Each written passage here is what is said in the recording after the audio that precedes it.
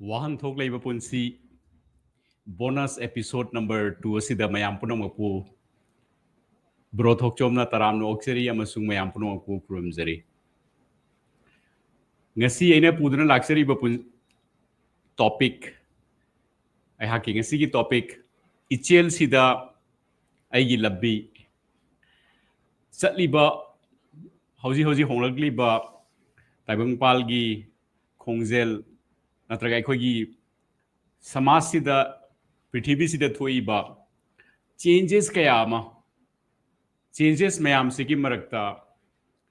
Wahanthok Laina success oiba punsi ama semgat nabagi damakta aigi best oiba lambi se kari oidoino aina pujarli ba topic se khajitang abstract thi oire khajitang broad oy adubu aigi oiba aigi sagi chamjarba language da unedited oiba unscripted oiba mong da ko aigi isagi aina ngamjaba mongda chamna simple oina ai ha phondok chanaba ai hona jage mayam taminasi mayam adum comment tawbirau suggestion bibirau mayam gi support mayam gi nungsiba mayam gi comment suggestion na ai ha ki asigum laba Wahanthok Leba Punsi hariba platform hoyi hojiki mirol tungi mirol gi damakta Wahanthok Laina success oiba punsi ama Wahanthok Leba Punsi ama hingbagi damakta darkar taba machak singdu phanghanba yaba guidance piba yaba mentorship phanghanba yaba duguma platform ma sengwet chabani mayam punna hariba platform asi success oinaba honabinasi mayam gi support PBO mayam gi support natana ai hujiki hariba khungjang asida success oiba possible oiroi aduna mayam gi support PBU mayam support already PB rei hokiba last 2 months the PB rei ba support nungsiba feedback motivation mayam sigi damakta mayam punam po ihagna bro thoksom na hanna thagachari thank you so much for that ihaki sigi show si live oiba maramna unedited oiba mong da natraga unscripted oiba mong da semjaba namaram oiraga marakta ehagna hapsanjering ba henba picture gumba video gumba natraga effects gumba natraga edits gumba hapse bagi aduma khudong chaba leijade chamna adum interaction tawjabani koi imalonda ereicha singa ko aduna sida khajik asoyangam yaroga sumayamna ngakpi gani adubu ehaki punsigi purpose amoina khoigi maitegi samasta humanity da aina contribute tawjaba aina khangjaba tamjarakpa khara sigi khongjan sida aigi thamoi dagi adugumba authenticity adugumba honesty ga loinana 100% commitment ka loinana aigi side tagi effort thadaba lecture simadi aigi side tagi promise aigi side tagi commitment mayam da leijagani ko ngasi aina pukhachari ba hujiki hariba topic se sigi topic se da hariba topic se yengbiraga kana gadoriba natraga karigumba khara value addition phangadaba adugumba musing hairagadi kanagumbana aigi punsida isagi punsida haitare ko isagi punsida successful winning ba natraga aigi future path se aigi future gi lambi se future gi journey se kamaina oibam thoi kadom da charpham thoi hai bagi wahang hangba dugumba musing hai ba musi akhoi nauna thabak thijariba misu oiba yai natraga business haurakpa misu oiba yai magi amaromda mu thabak se already tauna leiraba corporate da natraga khoigi government sector da public sector da mid career professionals ko makhoi su idum oiba yai di khoigi business ta hairaga sauragna mid career masagi su business ki career da khoigi already he has started a journey my journey se horaga kayatara next level gi scale toram dai swagi level si da ko ma se stuck ore leiraga next level pu khat pangam daba aduguma makhal gi mui so bi yai natraga koi already advance hoikraba job ta su ma gi high level da chat khraba natraga business ta ma gi yam phajana profit tawraga punsida financial freedom ka phangpagi level da investment gi level da chakhiba miyoi su oibe yai ko maige amarom da mu khoi gi homemaker ka haina ba ko khoi gi imung gi khoi gi family gi natraga leiriba setup to next level da pukhatna bagi mayam puna makse well being oina masa masa gi mathau da successfully pangthok pangamna ba adu da support function oiriba adugum laba musing homemaker gumba su oibe yai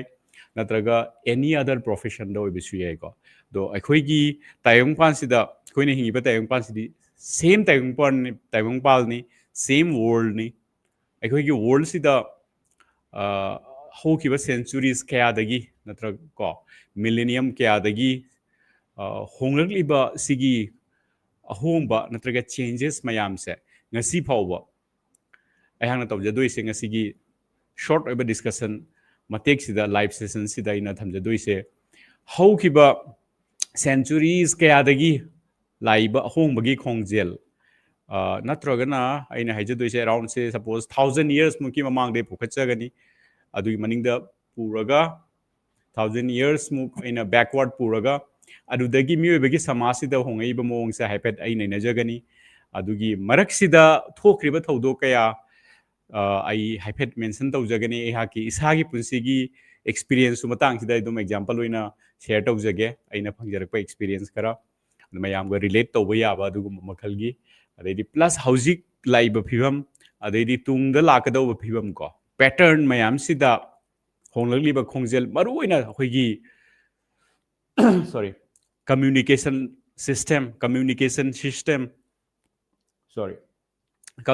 system amasung aikoigi ka hatare environment sida hongaiba adaidi aikoigi technology da hongaiba mayam sida aikoigi oiriba phibam se sigi phibam sida aikoigi ka hatare punsi da mang chawkhatpa natraga success oige hairagadi sida kamaina khoi act oi daga tai akoigi smart kamaina oibagi daga tai sigi matang do ina ai focus tawraga ai wari se sajage aduna aina haije doise maru oina akoigi miyoibagi civilization ko akoigi miyoibagi civilization se horopa kanda kaidagi hore koi miyoibagi civilization se horopa kanda hore ise akoigi near a river turen gi mapanda horeba khoi Indus Valley civilization kaina leiriba khoi civilization kaya se ko ado mioi bai sina civilization taba saukhatpa modern age horopa matamda han bata tarai se khoi turen mapanda oina mioi besing se khoi kaya tare reside tawraga sida khunda leitaraga punsi se horeba ko ado karigino hai kanda ina sum imagine tawjabda khoi turen mapanda leiragadi khoi miyoibagi punsigi nongmagi haiba matamduda aina haijari se ngasi den chahi lising amagi mamangi uramba yai chahi lising ani lising ahum mamangi uramba yai ko turen mapanda leirakanda khoi ising maising phangba turen dudagi khoi gi chana ba chinja kumba khoi nga gumba kari gumba faraga khoi punsigi hingbagi ka hatare khoi gi livelihood se sida problem leitaba khoi gi daka taba sing line phanghanba sina maram moiraga aikoigi miyoibagi sabhyata se miyoibagi civilization se horokpa se aikoigi turen mapando ina horokhi ahanbada ko adai smai tawraga matam se adum advance oira ba matungda aikoi miyoibagi civilization se mu aikoigi lambi phaba lamjau leiba for example aikoigi highways ki manakta aikoigi miyoibagi sabhyata se miyoibasing se mu shift tawa horeba maramdi aikoigi gari chelakpa vehicles mayam thorokpa sigi matungda aina haijadoise miyoibagi hingbagi pattern duga aikoigi technological changes lakpa siga I mari leinaraga aikoi pusida thoiba impact aikoida piriba safu sigi maraksida aikoigi pusida karmaina koi act tawgani pusida success oitaragadi karamba lambina fani haba matangduda ko sarakna I 30-40 minutes tai share tawjage ko okay ado turen mapanda aikoi hingamba miyoibagi sabhyata se tapna aikoi se highway singi manakta mulai aikoi se aduna highway manakta aikoina yengba kanda aikoigi lamhang oina leiramba lobuk oina leiramba ado national highway gumba acho lambi di laba lambi sigi manakta yum tasilakpa akhoi ano ano ba shops na singba building na singba sagalakpa sumain tawraga highway singi manakta khunda leita ba se akhoi gi civilization mioi bena tariba khunda leita se akhoi gi highway singi manakta mo khoi shift tawreba maram de akhoi life ki convenience saigedra hingbada nungaiba line punsi hingba yaba sigi facilities mayam do highway gi manakta oina phangeba suppose arapa mafam amdagi suppose delhi dagi podama sida akhoi gi aingon darka tabado adagi thalakpa taraga su ko highway do oiraga manakta oiraga di natraga lambi phaba mafam amdagi amagi manakta lei oiraga di transportation tawbada khudong chabado oibanina suguma khudong chaba kaya ama leibanina there are different kinds of advantages in living near a national highway natraga big highway sina highway gi manakta khoi gi sabhyata se khoi gi civilization se shift tawrei ko sina mathangi lakpa era mani ko sigi matung mu next era se kari lakya hai kan da ko khoi mioi base tam tamna khoi gi fiber connected oiba mafam sing da lai technology sina sakhla ko gi matugina fiber connected oiba mafam se lakan da kaino hai kan da khoi gi internet ki facility se khara speed kan ba internet bandwidth wang ba internet se phangi ada sig manakta leiraga di ai se kaheta re ai world sig connect to ba yare virtually ada swai se ding haktang park to ge sigi aina laiba lambi se atopa impact sina piri ba sidang singda moi lak se ge ko khoi gi turen mapan de hingma punsi sida khoi miwe be da phangi ba convenience se karino nungai be se karino akhoi punsi se hingba da daka ta ba nga chak phangba ising phangba ko smai lerame adai highway gi manakta lakpa sigi manak sida si matang sida miwe be se karbar to ba business to ba hore business tawraga po thadok thajin tawba bazar manak to da hangak pa po yon ba po leiba business over horok bodagi hoi kahtar miwe begi keno se living way of living se atopa level am dalai sorry sigi matag sida industrialization ko industry chokholak pa da khoi di government job torok pa gumba asigumba kaya se khoi gi matang sida anuba keno malai ichel malai anuba revolution malai ko ai matung da amu ere se khoi gi technology communication system se am honge ko khoi ningthau singi ningthau na palinge matam da thaina khoi wari da dum tarei khoi gi ahan sing da gi tarei natraga lairik parei ko khoi gi kingdom amadagi atopa kingdom amada aikoina message karigumba thaba taragadi sagol gumbada kanagumba miyo ema tharaga paumi ema tharaga maonda khoigi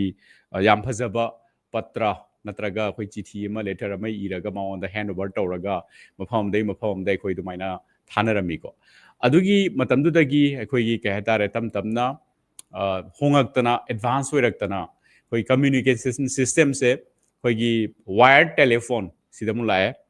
adu matungda tam tamna mobile telephone ida lae ko sigi marak sida lai se mobile telephone ida ahambada voice da call tawnarami adu matungda khoi se message sanaba gumba adu mutune internet la matungda di whatsapp gumba social media se blast oira khare ko social media se blast oira khare social media sida huji khoi reel kaina semnari ba sida maru oina miwe basing se ko khoi gi reel ka hai basigi my usp se karino reel se misida khoi gi reel du da thangasari ba masana masabu video da uchari ba natraga adu da isai saga whatever mana act ama tawraga in act ama tawraga uchari ba mioi do maonda piri ba ka tara feel se kai noi kanda everybody can become a actor everybody is an actor ko khoi gi hanadi actors actresses hairaga cinema da yawba du ma mioi sing do actors actresses ne na khoi ni launarami hawjikti reel se la matung da reel se la ba reel gi khoi gi reel thangat pa gi facility se la ba matung da mioi ba khuding mak se actor ni actress ne ba ai sana actor raga isana jagoi saraga natraga ina kari umba information ama piraga ko information ama phongdoga message ama piba makhan gi video ama semaga ai thanga chadoi ne ba I am an actor ko mioi ba khuding mak te actor mo oi ba gi dumba empowerment piri mi ado sai bak sida mu hak tham si ai wari se mu atopa angle am dai mu lak se ge ko sorry singum thaksage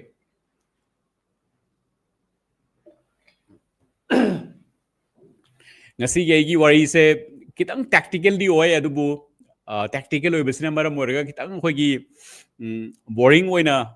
feel to bi bisu ya adubu khoi gi punsi da ko khoi punsi hingbada yamna si information maru oiba adugumba important oiba information khara carry to jage aduna si yaraga di loiba phawba yengmina si hoji hoji live ta yengmin jengbiriba natraga tungdi yengbira kadauba mayam puno bukten aina request to jadingi se sigi hairiba session sida ina discuss tawjagadoriba point sing se khajitang koi technological natraga khajitang tactical oiramba yai dona kitang boring oiba yai adu oiraga su loiba hoba jengmina si akhoi gi punsi gi Wahanthok Leba Punsi ma hingbagi aduda darkar taba maru oiba machak important oiba yamna important khana gadauba du khara yauri have say haijage mayamda ai akhoi point amu wari da mulak serage अतोप angle अमदगी येंग पकांदा को अखोगी expert सिंग ना अखोगी से expert सिंग ना अखोगी share तो बिरमी मियोई बहारी बा अखोगी ह्यूमन बीइंग्स है ह्यूमन बीइंग्स से अखोई से मोंकी दगी नत्रगा चिंपांजी दगी अखोई से मियोई बदा अपग्रेड ओरक पनी you know as per the process of evolution aina ko do main hai birami maruina Darwin ko evolution theory gi guru ori badurumba British ka hatare adugumba mioi Darwin Mr Darwin cinema na hairami ko koi sumaina monkey na traga chimpanzee dagi koi mioi bada human being da koi se evolution tawraga koi se upgrade tawrok pani haina ko aduga ai gi chimpanzee amaga natraga ngasigi human being amaga chimpanzee amaga ngasigi human being amaga akhoi se difference karino haina yengkanda ko akhoi se akhoi gi difference 2% phaw phade na akhoi gi experts sing na haib akhoi gi physiology se lai ba akhoi gi difference 2% phaw phade na adi chimpanzee amga akhoi ga physiologically akhoi se khenari se yam thina lieb adubu chimpanzee amna tawba ngamba natraga monkey amna tawba ngamba thabaka miyoiba amna tawba ngamba thabakadi yam thin kheneba maramdi makhoi gi intellect makhoi gi emotion siga miyoiba amada yawriba siga yam thina khena khreba khenaba gi chang se sida expert sing na thamiba point se karino hai kanda expert sing na yam important point amam tang he thamiba अखोई मियोबना ngasi struggle tawrise अखोई मियोबना ngasi warise अखोई मियोबना ayamba matamda अखोइना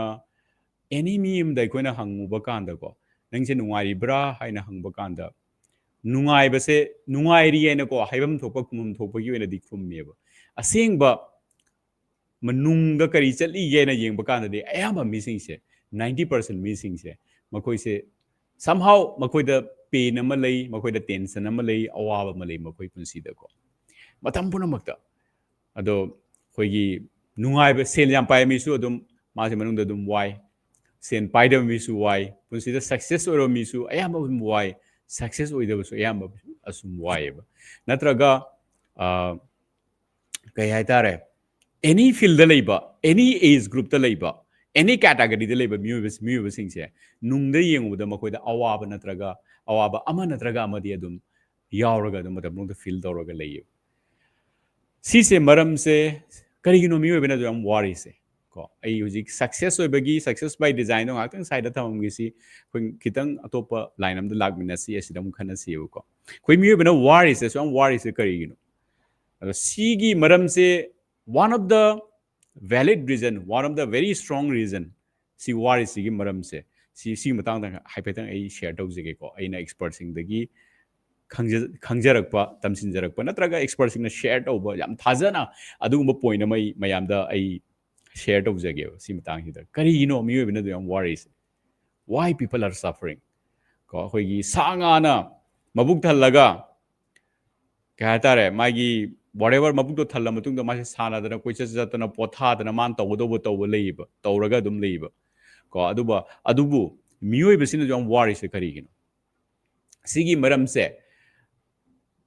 atai ke sunate moina piba adugum laba ꯌꯥꯝ ꯁ꯭ꯇꯔꯣꯡ ꯑꯣꯏꯕ logic ꯑꯃꯒꯤ ꯃꯇꯨꯡ ꯏꯟꯅ ꯃꯤꯑꯣꯏꯕꯅꯁꯨ ꯌꯥꯝ ꯋꯥꯔꯤꯁꯦ ꯀꯔꯤꯒꯤꯅꯣ ꯍꯥꯏ ꯀꯥꯟꯗ ꯑꯩꯈꯣꯏ ꯃꯤꯑꯣꯏꯕꯗ ꯁꯥ ꯉꯥꯗꯒꯤ ꯍꯦꯟꯅ ꯑꯍꯦꯟꯕ ꯒꯨꯟ ꯈꯔ ꯄꯤꯔꯛꯄꯁꯦ ꯁꯤꯒꯤ ꯒꯨꯟꯁꯦ ꯍꯦꯟꯗꯜ ꯇꯧꯕ ꯉꯝꯕꯒꯤ ꯃꯗꯨꯒꯤ ꯐꯥꯎꯟꯗꯦꯁꯟꯗ ꯑꯩꯈꯣꯏꯗ ꯌꯥꯎꯔꯛꯇ꯭ꯔꯤꯑꯕ ꯑꯩ ꯃꯇꯥꯡꯁꯤꯗ ꯑꯃꯨꯛꯀ ꯍꯟꯅ ꯍꯥꯏꯖꯒꯦꯀꯣ ꯑꯩꯈꯣꯏ ꯃꯤꯑꯣꯏꯕꯗ ꯁꯥ ꯉꯥꯗꯒꯤ ꯇꯣꯉꯥꯟꯅ ꯑꯍꯦꯟꯕ ꯃꯈꯜꯒꯤ ꯑꯩꯈꯣꯏꯗ ꯄꯤꯔꯛꯏꯕ ꯑꯦꯝꯄꯥꯋꯔꯃꯦꯟ ꯑꯩꯈꯣꯏꯗ ꯄꯤꯔꯛꯏꯕ ꯋꯤꯄꯟꯁꯦ ꯀꯔꯤꯅꯣ ꯍꯥꯏ ꯀꯥꯟꯗ ꯑꯩꯈꯣꯏꯁꯦ ꯌꯥꯝꯅ ꯁꯥꯔꯞ ꯑꯣꯏꯕ ꯃꯦꯃꯣꯔꯤ ꯄꯋꯔ ꯑꯃ ꯑꯩꯈꯣꯏꯗ ꯌꯥꯝ ꯁ꯭ꯇꯔꯣꯡ ꯑꯣꯏꯕ ꯃꯦꯃꯣꯔꯤ ꯄꯋꯔ ꯑꯩꯈꯣꯏꯗ ꯄꯤꯔꯛꯏꯀꯣ ꯑꯗꯩꯗꯤ ꯌꯥꯝꯅ ꯁ꯭ꯇꯔꯣꯡ ꯑꯣꯏꯕ ꯑꯩꯈꯣꯏꯗ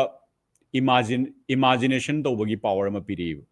ꯑꯩꯈꯣꯏꯗ ꯑꯍꯦꯟꯕ ꯃꯈꯜꯒꯤ ꯏꯟꯇꯦꯂꯦꯛ ꯑꯩꯈꯣꯏꯒꯤ ꯕ꯭ꯔꯦꯟꯁꯤꯗ ꯄꯤꯔꯛꯑꯦꯕ ꯀꯣꯔꯇꯦꯛꯁ ꯀꯣ PFC ꯀ ꯄ꯭ꯔꯤ ꯐ꯭ꯔꯣꯟꯇꯦꯜ ꯀꯣꯔꯇꯦꯛꯁꯀ ꯍꯥꯏꯔꯤꯕ ꯑꯁꯤꯒꯤ ꯃꯌꯥꯝꯁꯦ ꯑꯩꯈꯣꯏꯗ ꯍꯥꯞꯄꯛꯑꯦꯕ ꯁꯥ ꯉꯥꯗ ꯍꯧꯖꯤꯛꯀꯤ ꯆꯤꯝꯄꯥꯟꯖꯤꯗꯒꯤ ꯑꯩꯈꯣꯏꯁꯦ ꯑꯣꯜꯂꯛꯄ ꯇꯥꯔꯒꯁꯨ ꯆꯤꯝꯄꯥꯟꯖꯤꯗ ꯍꯥꯏꯔꯤꯕ ꯄꯣꯠꯁꯦ ꯌꯥꯎꯗꯦꯕ ꯑꯗꯣ ꯍꯥꯏꯔꯤꯕ ꯄꯣꯠꯁꯦ ꯑꯩꯈꯣꯏꯗ ꯄꯤꯔꯛꯏꯕ ꯁꯤꯒꯨꯝꯂꯕ ꯏꯟꯇꯦꯂꯦꯛꯁꯦ ꯑꯩꯈꯣꯏꯗ ꯄꯤꯔꯛꯏꯁꯦ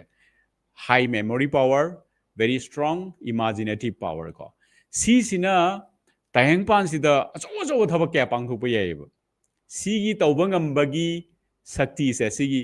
ꯕꯥꯎꯟꯂꯦꯁꯅꯦꯕ ꯁꯤꯒꯤ ꯑꯩꯈꯣꯏ 2-3% 5% ꯈꯛꯇꯅꯦ ꯑꯩꯈꯣꯏꯅ ꯁꯤꯖꯤꯟꯅꯔꯤꯁꯦ 95-98% ꯁꯤꯖꯤꯟꯅꯗꯅ ꯑꯩꯈꯣꯏꯗ ꯑꯗꯨꯝ ꯄꯨꯟꯁꯤꯁꯦ ꯂꯣꯏꯁꯤꯜꯂꯝꯗꯣꯏꯅꯦꯕ ꯑꯗꯨꯅ ꯍꯥꯏꯔꯤꯕꯁꯤꯒꯤ ꯄꯤꯔꯛꯏꯕ ꯄꯥꯋꯔꯐꯨꯜ ꯑꯣꯏꯈ꯭ꯔꯕ ꯁꯤꯒꯨꯝꯕ ꯏꯟꯇꯦꯂꯦꯛꯁꯦ ꯑꯁꯤꯒꯨꯝꯂꯕ ꯑꯩꯈꯣꯏꯒꯤ ꯀꯣꯛꯁꯦ ꯕ꯭ꯔꯦꯟꯁꯦ ꯁꯤꯒꯤ ꯕ꯭ꯔꯦꯟꯁꯦ ꯑꯩꯈꯣꯏ ꯁꯤꯖꯤꯟꯅꯕ ꯉꯝꯕꯒꯤ ꯐꯖꯅ ꯃꯦꯆ꯭ꯌꯣꯔꯂꯤ ꯁꯤꯖꯤꯟꯅꯕꯒꯤꯗꯨꯒꯤ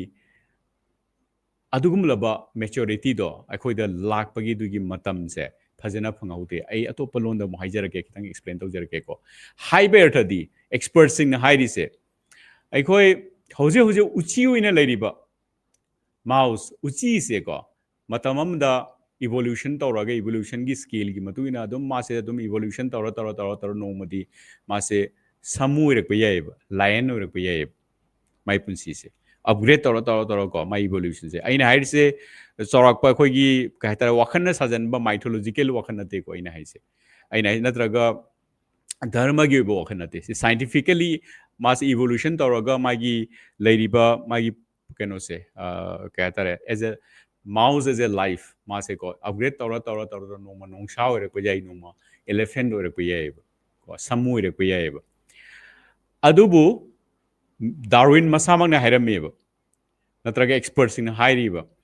ꯎꯆꯤ ꯑꯃꯗꯒꯤ ꯎꯆꯤꯒꯤ ꯄꯨꯟꯁꯤꯁꯤꯅ ꯁꯥꯃꯨꯒꯤ ꯄꯨꯟꯁꯤꯗ ꯅꯠꯇ꯭ꯔꯒ ꯅꯣꯡꯁꯥꯒꯤ ꯄꯨꯟꯁꯤꯗ ꯑꯣꯜꯂꯛꯄ ꯀꯥꯟꯗꯀꯣ ꯃꯤꯂꯤꯌꯟꯁ ꯑꯣꯐ ꯏꯌꯔꯁ ꯆꯪꯒꯅꯦꯅ ꯃꯥꯒꯤ ꯏꯚꯣꯂꯨꯁꯟꯒꯤ ꯄ꯭ꯔꯣꯁꯦꯁꯁꯦ ꯁꯤ ꯑꯣꯏꯔꯛꯄꯗ ꯃꯤꯂꯤꯌꯟꯁ ꯑꯣꯐ ꯏꯌꯔꯁ ꯆꯪꯒꯅꯦꯅ ꯁꯨꯃꯥꯏꯅ ꯍꯥꯏꯌꯦꯕ ꯑꯗꯨꯕꯨ ꯑꯣꯟ ꯗꯤ ꯑꯗꯔ ꯍꯦꯟ ꯃꯣꯏꯅ ꯍꯥꯏꯔꯝꯃꯤꯁꯦ ꯀꯩꯅꯣ ꯍꯥꯏ ꯀꯥꯟꯗ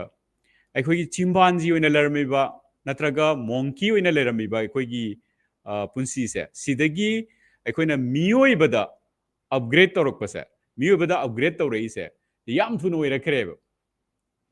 ꯁꯤꯒꯤ ꯄꯦꯔꯦꯠꯁꯦ ꯑꯩꯈꯣꯏꯒꯤ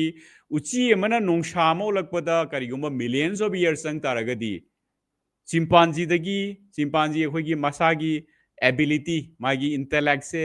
ꯌꯥꯝꯅ ꯂꯤꯃꯤꯇꯦഡ് ꯑꯣꯏꯌꯦꯕ ꯌꯥꯝꯅ ꯂꯤꯃꯤꯇꯦഡ് ꯑꯣꯏꯔꯤꯕ ꯃꯥꯒꯤ ꯏꯟꯇꯦꯂꯦꯛꯆꯨꯑꯦꯜ ꯄꯋꯔ ꯑꯗꯨꯒꯨꯝꯕ ꯌꯥꯎꯖꯔꯤꯕ ꯆꯤꯝꯄꯥꯟꯖꯤ ꯑꯃꯒꯤ ꯄꯨꯟꯁꯤꯗꯒꯤ ꯏꯟꯇꯦꯂꯦꯛꯆꯨꯑꯦꯜ ꯄꯋꯔ ꯌꯥꯝꯅ ꯀꯣ ꯑꯟꯂꯤꯃꯤꯇꯦഡ് ꯑꯣꯏꯔꯤꯕ ꯑꯗꯨꯒꯨꯝꯂꯕ ꯍ꯭ꯌꯨꯃꯦꯟ ꯕꯤಯಿಂగ్ ꯑꯃꯒꯤ ꯄꯨꯟꯁꯤꯗ ꯑꯞꯒ꯭ꯔꯦꯗ ꯇꯧꯔꯛꯄ ꯀꯥꯟꯗ ꯆꯪꯉꯤꯕ ꯃꯇꯝꯁꯦ ꯌꯥꯝ ꯊꯨꯅ ꯑꯣꯏꯊꯣꯛꯈ꯭ꯔꯦꯕ ꯌꯥꯝ ꯊꯨꯃꯟꯈ꯭ꯔꯦꯕ ꯁꯤ ꯊꯨꯃꯟꯕꯁꯤꯅ ꯃꯔꯝ ꯑꯣꯏꯔꯒ ꯑꯩꯈꯣꯏꯗ ꯄꯤꯔꯛꯏꯕ ꯋꯤꯄꯟ ꯄꯋꯔꯁꯦ ꯏꯟꯇꯦꯂꯦꯛꯆꯨꯑꯦꯜ ꯄꯋꯔꯁꯦ ꯁꯤ ꯄꯋꯔꯁꯦ ꯀꯃꯥꯏꯅ ꯁꯤꯖꯤꯟꯅꯗꯣꯏꯅꯣ ꯍꯥꯏꯕꯒꯤ ꯁꯤꯒꯤ ꯑꯈꯪꯕꯒꯤ ꯁꯛꯇꯤꯁꯦ ꯁꯤ ꯁꯛꯇꯤꯁꯦ ꯑꯩꯈꯣꯏ ꯗꯦꯕꯂꯞ ꯇꯧꯍꯧꯗ꯭ꯔꯦꯕ ꯁꯤ ꯍꯥꯏꯐꯦꯠ ꯈꯟꯊꯃꯤꯟꯅꯁꯤꯀꯣ ꯑꯩꯅ ꯐꯣꯡꯗꯣꯛꯆꯔꯤꯁꯦ ꯑꯥꯏ ꯍꯣꯞ ꯑꯩꯅ ꯐꯣꯡꯗꯣꯛꯆꯔꯤꯁꯦ ꯃꯌꯥꯝꯗ ꯑꯩꯅ ꯈꯟꯖꯔꯤꯕꯁꯦ ꯐꯣꯡꯗꯣꯛꯄ ꯉꯝꯖꯔꯦ ꯍꯥꯏꯅ ꯈꯟꯖꯩ ꯑꯦꯅꯤ ꯀ꯭ꯋꯦꯁꯟꯁ ꯂꯩꯔꯁꯨ ꯁꯖꯦꯁꯟꯁ ꯂꯩꯔꯁꯨ ꯑꯗꯨꯝ ꯊꯥꯕꯤꯔꯛꯎ ꯑꯗꯨꯅ ꯑꯩꯈꯣꯏꯅ ꯑꯞꯒ꯭ꯔꯦꯗ ꯇꯧꯔꯛꯄ ꯃꯤꯑꯣꯏꯕ ꯑꯃꯗ ꯑꯞꯒ꯭ꯔꯦꯗ ꯇꯧꯔꯛꯄꯒꯤ ꯃꯇꯝꯁꯦ ꯊꯨꯃꯟꯈꯤꯗꯅ ꯑꯩꯈꯣꯏꯒꯤ ꯂꯩꯔꯤꯕ ꯄꯋꯔ ꯁꯛꯇꯤꯁꯦ ꯁꯤ ꯐꯖꯅ ꯁꯤꯖꯤꯟꯅꯕ ꯉꯝꯕꯒꯤ ꯁꯤꯒꯤ ꯃꯦꯆ꯭ꯌꯣꯔꯤꯇꯤ ꯅꯠꯇ꯭ꯔꯒ ꯁ꯭ꯄꯤꯔꯤꯆꯨꯋꯦꯜ ꯒ꯭ꯌꯥꯟꯗꯣ ꯑꯁꯤ ꯑꯩꯈꯣꯏꯗ ꯐꯪꯍꯧꯗ꯭ꯔꯦ ꯃꯇꯝꯁꯦ ꯊꯨꯃꯟꯈꯤꯗꯅ ꯁꯤꯅ ꯀꯃꯥꯏꯅ ꯑꯦꯛ ꯇꯧꯒꯦ ꯍꯥꯏ ꯀꯥꯟꯗ ꯑꯩꯈꯣꯏꯒꯤ ꯑꯉꯥꯡ ꯑꯃ ꯀꯔꯤꯁꯨ ꯈꯪꯖꯗ꯭ꯔꯤꯕ ꯑꯉꯥꯡ ꯑꯃ ꯄꯤꯛꯏꯕ ꯑꯉꯥꯡ ꯑꯃ ꯀꯣ ꯃꯉꯣꯟꯗ ꯑꯩꯅ ꯌꯥꯝ ꯁꯥꯔꯞ ꯑꯣꯏꯕ ꯕ꯭ꯂꯦꯗ ꯑꯃ ꯄꯤꯁꯤꯑꯕ ꯌꯥꯝ ꯁꯥꯔꯞ ꯑꯣꯏꯕ ꯕ꯭ꯂꯦꯗ ꯑꯃ ꯀꯣ ꯃꯊꯧꯁꯦ ꯌꯥꯝ ꯊꯤꯅ ꯑꯩꯈꯣꯏꯒꯤ ꯁꯥꯔꯞ ꯑꯣꯏꯕ ꯕ꯭ꯂꯦꯗꯁꯦ ꯃꯥ ꯀꯃꯥꯏꯅ ꯁꯤꯖꯤꯟꯅꯕ ꯍꯩꯔꯣꯏꯕ ꯀꯃꯥꯏꯅ ꯁꯤꯖꯤꯟꯅꯅꯤ ꯕ꯭ꯂꯦꯗꯁꯦ ꯀꯔꯤꯗ ꯁꯤꯖꯤꯟꯅꯗꯣꯏꯅꯣ ꯍꯩꯔꯣꯏ ꯃꯔꯝ ꯑꯗꯨꯅ ꯃꯥꯁꯦ ꯀꯩꯗꯧꯅꯤ ꯕ꯭ꯂꯦꯗꯇꯣ ꯄꯥꯏꯔ ꯁꯥꯟꯅꯕ ꯀꯥꯟꯗ ꯃꯁꯥꯁꯦ ꯏ ꯊꯣꯔꯛꯀꯅꯤꯕ ꯃꯥꯅ ꯃꯇꯣꯝꯇ ꯀꯛꯆꯔꯒ नत्रा से याम सिंपल ओइबा एग्जांपल लेन हाइजरिसे बट याम रिलेवेंट ओइबा इन हाइजरिसिगा असिना मरम ओइरगा अखोइना अंगांग सिंग द ब्लेड पीबा अंगाम द अखोइना ब्लेड से पाइहनदेब सॉरी अदुना इन हाइलाक्चरिबा पॉइंट कैसु नते अखोइगी चिंपांजी नत्रगा मोंकी अमदगी मियोइबो जाति द मियोइबा सुगुंबा अखोइगी बीइंग अमदा क्रिएचर अमदा अखोइना अपग्रेड तौरे थुमनगिदना अखोइदा पिरैबा अखोइगी इंटेलेक्चुअल पावर से इंटेलेक्चुअल पावर अखोइदा पिरैबा वेपन से ब्लेड अमनि हाइरसिबा अदुबु अखोइ मियोइबा से अंगांग ओइरिबा ब्लेड तो सिजिनबैदमक्ता हाइबदि अखोइ इंटेलेक्चुअल अखोइ पावर से अखोइदा पिरबि रहिसे सिदा यावरिबा पावरफुल ओइबा शक्ति से हैंडल तौबगी अखोइ से प्रिपेयर ओइद्रिङदा से पिसल्ले सिना मरम ओइरके दौगैदा अखोइ मियोइबा से अखोइदा पिरैबा सिगुमलबा इंटेलेक्ट से अखोइ सफर तौरिबा सिगी खानाबा फंगबगी महत्ता आई अमुकसु लाक्सेगेको अखोइ से हारिबा इंटेलेक्चुअल पावर अखोइदा पिरैबा सिगी पावर से सिजिनबगी रेडी ओइद्रिबा प्रिपेयर्ड ओइद्रिबा अदुगुमलबा जीवा अमा क्रिएचर अमा ओइरिबा अखोइ पिदि पिसलेबा सि शक्ति से अदुना कैदौगे हाइदा अखोइना लार्जली अखोइना वारिबा समाज वानरिबा मयाम सिगी मरम से पोट अनि खगना ओइब पोट अनि से अमना अखोइगी मेमोरी हौखिबा पुनसिदा अवाबा मयाम फंगनरकपा नुआइतबा मयाम फंगनरकपा माना अइगोंदा सि हाइरकपा अइगी पुनसिदा सि सफर तौरकपा माना अइगोंदा सिगी पेन पिरम्बा मिनम्बा थबक तौरम्बा अइ पुनसिदा अवाबा पिरम्बा अइना सफर तौखिबा चरा हेनखिबा नुआइतबा मयाम से माना अइगोंदा सिगी वाहिसिमा हाइखिबा सिगी मेमोरी मयाम से सी मेमोरी मयाम से नेगेटिव मेमोरी मयाम सी ओइना अखोइ सिजिना लैयेबा अयामा मतमदा अदुबो अखोइ पुनसिगी हौग्रबा पुनसिदा येंबा कांदा एनी मियोइबा एनी लेवल दसु लैसनु एनी चाही मतांगसु ओइसनु एनी धर्म गिसु ओइसनु एनी कंट्री गिसु ओइरसनु को मियोइबा खुदिंगमकी हौग्रबा पुनसिदा नुंगाइबा थौदोक कया मा थोए नुंगाइतबसु थोएबा अदुगा लेसन तमसिनबा याबा थौदोक मयाम थोएबा अवाबा नत्रगा फेलियर नत्रगा सेटबैक थोइबा मयाम पुनमक से लेसन मयाम तमनिंगाइ लेयेबा लेसन दो अखोइ से लौसनिगदौनेबा हौगिबा वा अवाबदो अइ पुनसिदा हुजि हुजि लोइखरे हुजि हुजि थोकपा नते reality नतेबा that doesn't exist in my life that is past but mamang da hograbado adudagi ai ngasi lesson tamsalaga tungi punsida afaba apply tawba yaiba haiba lesson sing da apply tawraga tungi punsida khara hena phajaba progressive oiba du ma punsi ama sembai damakta adugi kana ba lawba yaiba adubu adu tawde khoi ki dawi mana si hai ki ba mamang da aingonda mana si tawramba aingonda mateng pangakta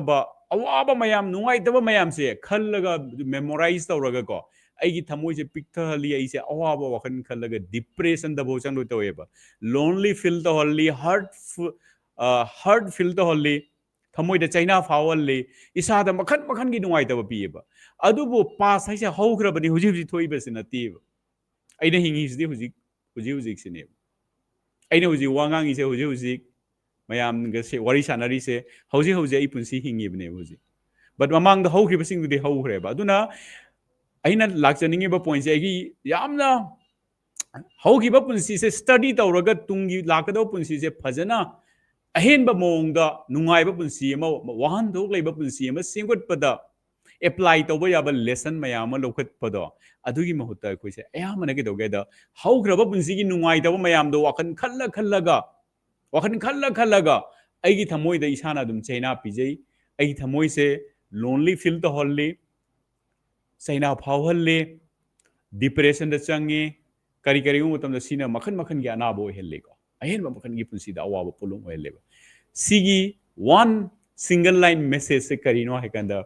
अइना अइगी memory power सी हम चावरो weapon मा तोपजा any creature type पान हिंगिबा मियोइ बनतबा creature अमतदा फजना पिरक्तबा अदुगुंबा सिगी power से अइना सिजिनबा हैतबगिने number 1 number 2 दा खोइगी आइगी imaginative power imagination तौबगी power को सिना मुके दोगे हाइदा करिदा काना गदगे हाइ कांदा अइना हौख्रबा पुंसीदा थोखिबा मयामदो कहतारे सी थोखि तारादी एनालाइज तौरगा स्टडी तौरगा तुंग द सीसी ओहन बयाय हैबदो इमेजिनेशन तौर इमेजिनेशन ने मियोबसे ꯑꯩꯈꯣꯏꯒꯤ ꯁꯦꯜꯐ ꯐꯨꯜꯐꯤꯂꯤꯡ ꯄ꯭ꯔꯣꯐꯦꯁꯤ ꯀ ꯍꯥꯏꯕꯗꯣ ꯑꯣꯏꯍꯟꯕ ꯌꯥꯏꯑꯕ ꯑꯩꯅ ꯏꯃꯥꯖꯤꯟ ꯇꯧꯔꯒ ꯚꯤꯖꯨꯑꯦꯂꯥꯏꯖ ꯇꯧꯔꯒ ꯑꯩꯅ ꯑꯣꯏꯍꯟꯅꯤꯡꯕ ꯄꯨꯟꯁꯤꯗꯨꯒꯤ ꯃꯥꯏꯀꯩꯗ ꯑꯗꯨꯝ ꯆꯠꯍꯟꯕ ꯌꯥꯏ ꯁꯤꯒꯤ ꯃꯌꯥꯝꯁꯦ ꯋꯥꯍꯟꯊꯣꯛ ꯂꯩꯕ ꯄꯨꯟꯁꯤꯗ ꯑꯩꯍꯥꯛꯅ ꯁꯦꯌꯔ ꯇꯧꯖꯔꯤꯕ ꯐ꯭ꯔꯦꯝꯋꯥꯔꯛ ꯃꯌꯥꯝꯗꯨꯗ ꯌꯥꯎꯔꯛꯀꯅꯤ ꯑꯗꯨꯕꯨ ꯑꯩꯁꯦ ꯇꯣꯉꯥꯟꯕ ꯇꯣꯞ ꯇꯣꯞꯄ ꯇꯣꯄꯤꯛ ꯑꯃ ꯑꯣꯏꯕꯅꯤꯅ ꯉꯁꯤ ꯃꯇꯥꯡꯁꯤꯗ ꯋꯥꯔꯤ ꯁꯥꯖꯕꯅꯤ ꯋꯥꯔꯤꯁꯦ ꯂꯣꯏꯗ꯭ꯔꯤ ꯍꯦꯟꯅ ꯏꯟꯇꯔꯦꯁꯇꯤꯡ ꯑꯣꯏꯔꯛꯈꯤꯅꯤ ꯃꯌꯥꯝꯗꯩ ꯄ꯭ꯔꯣꯃꯤꯁ ꯇꯧꯖꯒꯦꯀꯣ ꯃꯌꯥꯝ ꯂꯩꯕꯤꯌꯨ ꯏꯁꯤꯡ ꯊꯛꯆꯒꯦ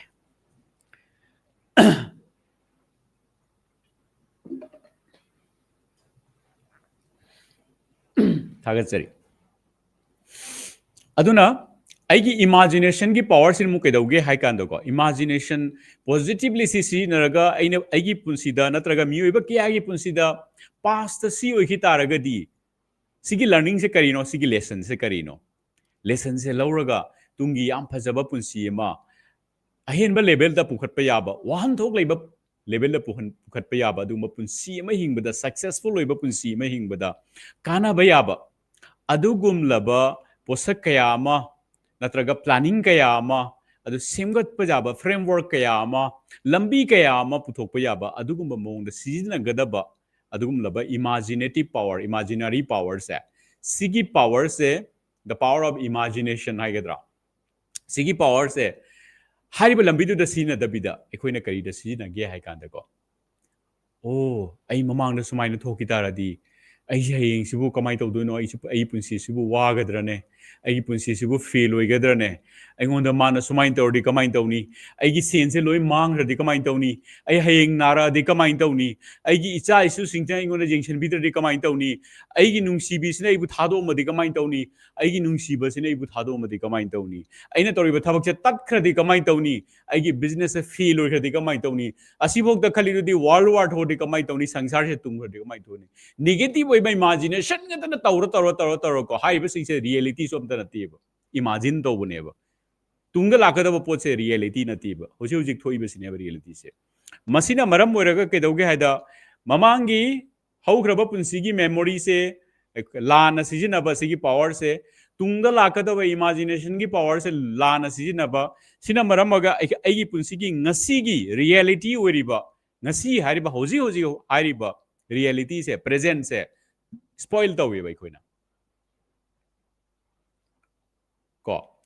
ꯑꯩꯒꯤ ꯄ꯭ꯔꯦꯖꯦꯟꯁꯁꯦ ꯀꯔꯤꯒꯨꯝꯕ ꯁ꯭ꯄꯣꯏꯜ ꯇꯧ ꯇꯥꯔꯒꯗꯤ ꯑꯩꯒꯤ ꯉꯁꯤꯒꯤ ꯄꯨꯟꯁꯤꯁꯦ ꯁꯤꯅ ꯔꯤꯌꯦꯂꯤꯇꯤꯅꯤ ꯄꯨꯟꯁꯤ ꯍꯥꯏꯕꯁꯦ ꯁꯤꯅꯦꯕ ꯑꯩꯅ ꯍꯧꯖꯤꯛ ꯍꯧꯖꯤꯛ ꯍꯤꯡꯉꯤꯕ ꯃꯌꯥꯝꯒ ꯀꯣꯟꯚꯔꯁꯦꯁꯟ ꯇꯧꯅꯔꯤꯕ ꯁꯤ ꯑꯩꯒꯤ ꯔꯤꯌꯦꯂꯤꯇꯤꯅꯦꯕ ꯑꯩꯒꯤ ꯄꯨꯟꯁꯤ ꯍꯤꯡꯉꯤꯅꯦꯕ ꯁꯦ ꯑꯗꯨꯅ ꯑꯩꯒꯤ ꯉꯁꯤꯒꯤ ꯍꯧꯖꯤꯛꯀꯤ ꯄꯨꯟꯁꯤꯁꯦ ꯁ꯭ꯄꯣꯏꯜ ꯇꯧꯔꯒꯗꯤ ꯑꯩ ꯄꯨꯟꯁꯤꯁꯦ ꯁ꯭ꯄꯣꯏꯜ ꯇꯧꯔꯤꯅꯦꯕ ꯉꯔꯥꯡꯗꯣ ꯑꯩꯅ ꯁ꯭ꯄꯣꯏꯜ ꯇꯧꯔꯨꯕ ꯌꯥꯗꯦ ꯉꯔꯥꯡꯗꯣ ꯑꯩꯅ ꯄꯨꯔꯛꯄ ꯌꯥꯗꯦꯕ ꯑꯩꯁꯨ ꯍꯌꯦꯡ ꯂꯥꯛꯀꯗꯧꯕ ꯄꯣꯠꯇꯨꯁꯨ ꯂꯩꯇ꯭ꯔꯤꯑꯕ ꯑꯗꯣ ꯑꯩ ꯍꯧꯖꯤꯛ ꯍꯧꯖꯤꯛ ꯑꯩꯅ ꯍꯤꯡꯉꯤꯕ ꯄꯨꯟꯁꯤꯁꯦ ꯑꯩ ꯄꯨꯟꯁꯤꯁꯦ ꯀ꯭ꯔꯤꯌꯦꯠ ꯇꯧꯔꯤꯅꯦꯕ ꯑꯩ ꯄꯨꯟꯁꯤꯁꯦ ꯁꯦꯝꯃꯤꯅꯦꯕ ꯑꯩꯒꯤ ꯉꯁꯤ ꯍꯧꯖꯤꯛ ꯃꯌꯥꯝꯁꯤꯅ ꯄꯨꯟꯁꯤꯜꯂꯒ ꯄꯨꯟꯁꯤ ꯑꯃ ꯕꯤꯜ ꯇꯧꯔꯤꯅꯦꯕ ꯑꯩꯒꯤ ꯉꯁꯤꯁꯦ ꯍꯌꯦꯡ ꯅꯣꯡꯉꯥꯜꯂꯛꯄ ꯀꯥꯟꯗ ꯁꯤ ꯉꯔꯥꯡ ꯑꯣꯏꯍꯧꯗꯣꯏꯅꯦꯕ ꯃꯌꯥꯝ ꯔꯤꯂꯦꯠ ꯇꯧꯕꯤꯔꯤꯀꯣ ꯑꯩꯒꯤ ꯉꯁꯤꯒꯤ ꯍꯤꯡꯉꯤꯕ ꯄꯨꯟꯁꯤꯁꯦ ꯍꯌꯦꯡ ꯌꯧꯔꯛꯄ ꯀꯥꯟꯗ ꯉꯁꯤꯁꯦ ꯉꯔꯥꯡ ꯍꯥꯏꯗꯣ ꯑꯣꯏꯍꯧꯗꯣꯏꯅꯦꯕ ꯑꯩꯒꯤ ꯄꯥꯁ ꯑꯣꯏꯍꯧꯗꯣꯏꯅꯦꯕ ꯑꯗꯣ ꯄꯥꯁꯁꯦ ꯐꯖꯍꯟꯒꯦ ꯍꯥꯏꯇꯥꯔꯗꯤ ꯀꯃꯥꯏꯅ ꯇꯧꯅꯤ ꯑꯩ ꯍꯧꯖꯤꯛꯁꯦ ꯐꯖꯍꯟ ꯇꯥꯏꯌꯦꯕ ꯑꯩ ꯍꯧꯖꯤꯛ ꯇꯧꯖꯔꯤ ꯊꯕꯛꯁꯦ ꯑꯐꯕ ꯊꯕꯛ ꯇꯧ ꯇꯥꯏꯌꯦꯕ ꯑꯐꯕ ꯀꯔꯃ ꯇꯧ ꯇꯥꯏꯌꯦꯕ ꯑꯐꯕ ꯀꯔꯃ ꯍꯥꯏꯁꯦ ꯍꯧꯖꯤꯛꯁꯤꯅꯦꯕ ꯑꯗꯨꯅ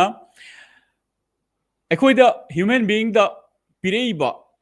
ꯈ꯭ꯋꯥꯏꯗꯒꯤ ꯆꯥꯎꯕ ꯑꯩꯈꯣꯏꯗ ꯄꯤꯔꯛꯄ ꯁꯛꯇꯤ ꯕ꯭ꯔꯍ꯭ꯃꯥꯁꯇ꯭ꯔ ꯑꯩ ꯏꯁꯥꯒꯤ ꯂꯣꯟꯖ ꯑꯩꯅ ꯁꯤꯖꯤꯟꯅꯕ ꯇꯣꯏꯅ ꯁꯤꯖꯤꯟꯅꯕ ꯋꯥꯔꯗꯇ ꯍꯥꯏꯖꯔꯒꯗꯤ ꯃꯁꯤꯒꯤ ꯕ꯭ꯔꯍ꯭ꯃꯥꯁꯇ꯭ꯔꯁꯦ ꯑꯩꯈꯣꯏꯒꯤ ꯃꯦꯃꯣꯔꯤ ꯄꯥꯋꯔ ꯑꯃꯁꯨꯡ ꯏꯃꯥꯖꯤꯅꯦꯁꯟꯒꯤ ꯄꯥꯋꯔ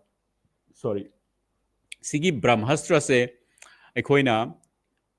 ꯁꯤꯖꯤꯟꯅꯕꯒꯤ ꯑꯗꯨꯒꯨꯝꯕ ꯃꯦꯆꯨꯔꯤꯇꯤꯗꯣ ꯌꯥꯎꯖꯗꯕ ꯑꯩꯈꯣꯏꯗ ꯑꯗꯨꯒꯨꯝꯕ ꯀꯩ ꯍꯥꯏꯇꯥꯔꯦ ꯐꯥꯎꯟꯗꯦꯁꯟꯗꯣ ꯏꯁꯥꯗ ꯌꯥꯎꯖꯗꯕꯁꯤꯅ ꯃꯔꯝ ꯑꯣꯏꯔꯒ ꯂꯥꯟꯅ ꯁꯤꯖꯤꯟꯅꯔꯒ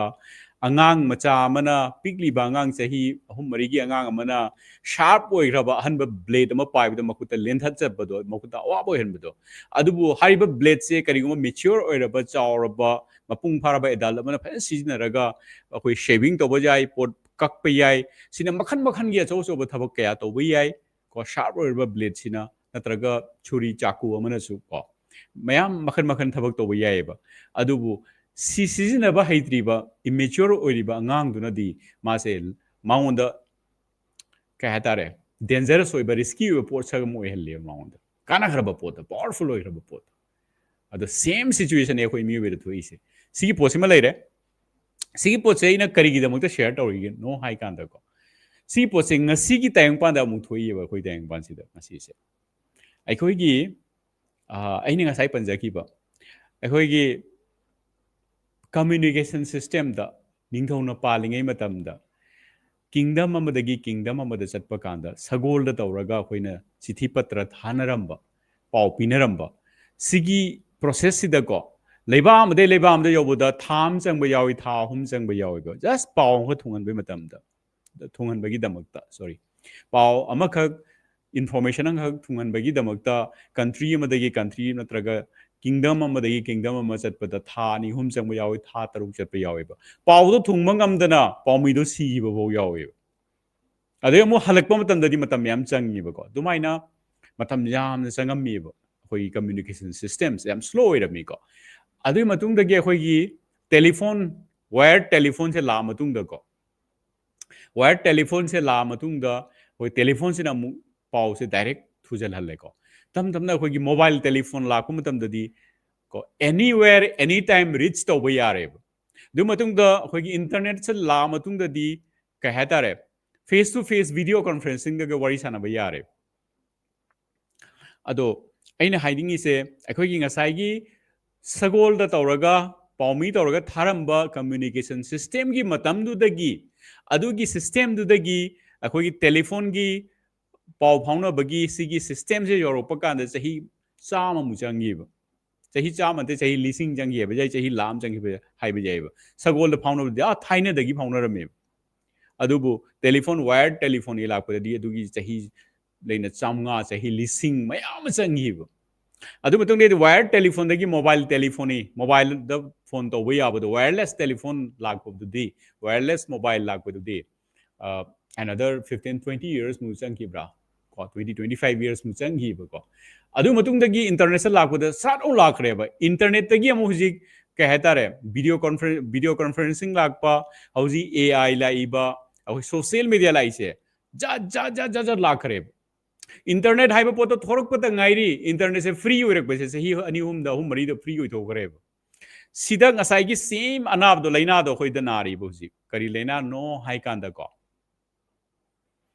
अखोई मियोबसिंग से इंटरनेट से पावर से करीनो इंटरनेट से याम चौब पावर अमनी अखोई पीरी से शक्ति अमनीब इंटरनेट से अखोई suppose कनागुमना ngasi business ama tauba kanda magi pose yonbai damakta अखोई magi leiriba akoibida leiriba market to aduda chatlaga yonba natraga aduda दुदगी मी अमा ला इंगोंदे लेरबा सपोज इम्फाल सिदा बिजनेस तौई हायरगदी इम्फाल की from one corner to other corner इसे चलगा पोच थिलगा पोसे यौहलगा सप्लाई तौरगा पैसा कलेक्ट तौर दुमाई बिजनेस तौदुइनेबा अदो अइना करिगुंबा दिल्ली द सिगई फमगा बिजनेस तौगेदी पोतो सिदगी थाबा कांदा को याम चौबा हैसल अमा को अइना चलगा नुमि खुदी दिल्ली द लेबा रिटेलर फॉर एग्जांपल लिसिंग मंगा का इ सिदगी नुमि खुदी सप्लाई तौगे हबा यारोएबा को इम्फाल मनुंग दम तौता बनेबा नत्रगे इवन सिदगी गुवाहाटी द लेबा रिटेलर 5000 दे एवरी डे सप्लाई तौगे बे यारोएबा नुमि खुदिंगी को अखोई पुंसी से अखोई बिजनेस से कन्फाइन ओइरमेबा रेस्ट्रिक्टेड ओइरमेबा द इंटरनेट असे लाकपदगी एंटायर वर्ल्ड से आइगी कस्टमर ओहिनबे याएब अदुगी लोइना सप्लाई चेन लेरी अदुगी सेटअप लोइना लेरीबा अदुगी सॉफ्टवेयर लेरी को आइना मोबाइल से फमगा आइगी मोबाइल से हौजिकांदा आइगी मोबाइल से आइगी शोरूम नेबा आइगी मोबाइल से आइगी बिजनेस हाउस नेबा आइगी ऑफिस नेबा आइगी मोबाइल से एवरीथिंग नेबा आइगी म्यूजिक स्टोर नी आइगी सिनेमा हॉल नी मोबाइल से ये लोइन तो ये खोइना हुजी सानैरि सिसु अयाम मी मोबाइल दे यंगबिरमनि को अदुना इंटरनेट की सिगी पावर से अखोइदा याम थुना फमनग्रे अखोइदा मियोइबदा अमुक लाक्से को खोइ इंटरनेट सिना तौबा याबा थबक सिंगसे इंटरनेट सिना हुजी तैंगपान सिदा आमा तौबा याइबा एआई गाइसे अखोइ इंटरनेट की थ्रू द लोइना हुजी कैन तौरिनेबा को कहतारे सिजनरीनी एप्लीकेशन तौ अप्लाई तौरिनेबा कोइना अदुना इंटरनेट सिगी थ्रू द अखोइ फ्लाइंग कार से पाइरक्तोइनेबा ड्राइवर यावदबा कार से चटलिनेबा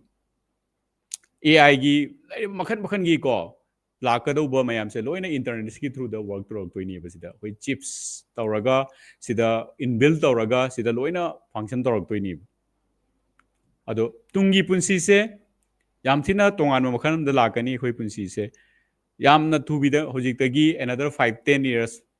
ko manung sida khoi punsi se yamna po makhal gi ahom bo urakani tang pan da car pai sky da car pai ba akhoi yum da hojik kahta re chak thung bagi awa ba leira roi only aina paisa do invest to banga magadi robot na chak thong on bayar ni aina pa ma makhal gi yen sang thong on bayar ni kon phengan bayar ni imung manung gi thabak imung manung loisin ba sit pa seng ba loina torok pa yarani gardening to ba yarani haiba sing sidi haujiki chak thongba gumba maid ki thabak cleaning ki thabak natraga koigi gardening ki thabak ising chaiba gumba low ba gumba si loina hujiki already exist tawrabani hujise aina huji hiring is the when I speak now see already tang pan huji thoi bangak tani reality da se future gi wari phone natre present ki wari ni aina huji future da haijeri sidi car pairak pagumba natraga khoigi lambi da driver yauduna gari myam thorok pagumba si loina orak toini the hoji hoji already factory da thabo mayam ba hoji keno robot na tawba yaure hoji ko robotics na medical sciences tawre do sigi mayam se ngasi dagi खरनी की मतुंग दा अदुम progressive ओइना याम change लाक्तोइनी बा अदु दाइना हुजि हाइजनिंग इसे खोइगी हाइरिबा internet की सिगुमलबा power से सी power से अखोइना season नंबरगी दुगुमबा सिगी power शक्ति सिने बे maturity दि मो कोइदा याहोद्रिबा सिगी मतम मु फंगौद्रे थुना सिगी अहोम से लागमन गिदना हाइबेरथदी ngasi अखोइ सोशल मीडिया दा सिजनरिबा इंटरनेट से कानाबदा सिजनबदगी कानादबदा सिनबना हेलेबा इंटरनेट की थ्रू दगी मियोइबा कया की पुंसी मांगे हुजे मखोगी कहता अरानबा लमीदा चंगी अरानबा रिलेशनशिप ता मखोइ से कहता रे मपुंसी से दुरा तागिदना मपुंसी मांगबा यावे अदैदि इंटरनेट ता पीरिबा खोगी इंफॉर्मेशन मया माना कैरी तौरिबा दुमलबा इंफॉर्मेशन मयाम से अरानबा मोंगदा लोइना तौबा को अदैदि सोशल मीडिया से सिगी कानाबा से करिनो सिगी कानादबा से करिनो हाइबसे खंग्रिगिदा सोशल मीडिया से मखोइ पुंसिदा हाना खुदोलोइना पिथोखरेबा पिखरबा ngang काइमता मदुगी समझ मदुगी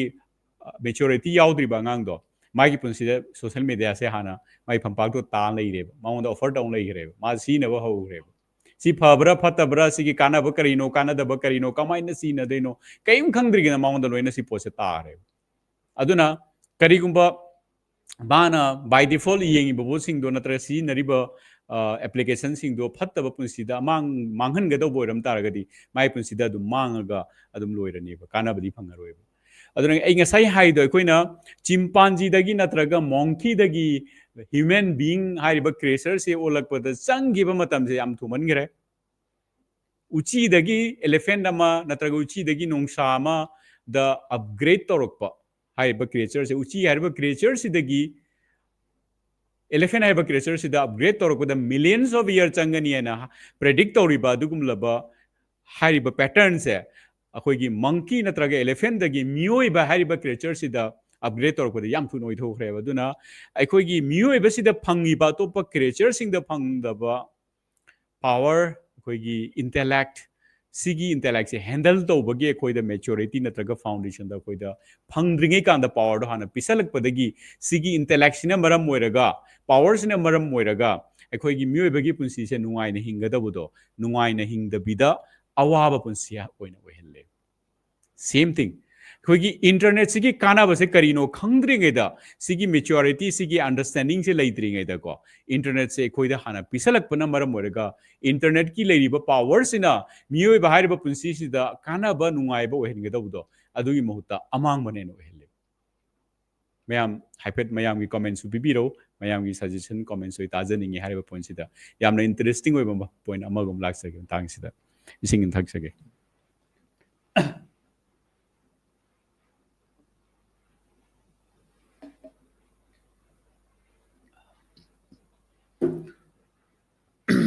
sorry